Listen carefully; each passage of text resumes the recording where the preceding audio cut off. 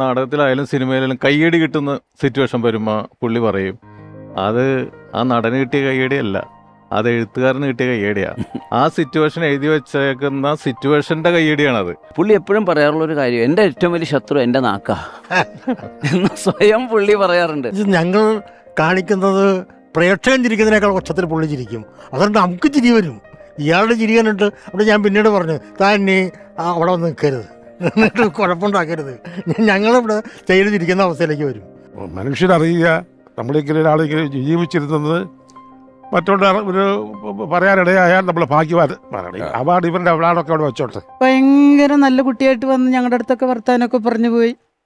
പിന്നെ എൻ്റെ ഒരു കൂട്ടുകാരിയുടെ അടുത്ത് പിന്നീട് പറഞ്ഞു ഇങ്ങനെ എന്നെ ഇഷ്ടമാണെന്നൊക്കെ. അപ്പം ഞാൻ പറഞ്ഞു എനിക്കതിൽ താല്പര്യമില്ല, ഞാൻ പഠിക്കാനാണ് വന്നിരിക്കണ കോളേജിൽ, ഈ വക ഇതിനൊന്നുമില്ല എന്നൊക്കെ പറഞ്ഞു.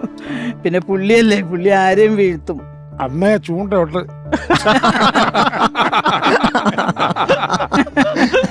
ഓർമ്മയില്ലെന്നും NF വർഗീസ്. ഓർമ്മയിലെന്നും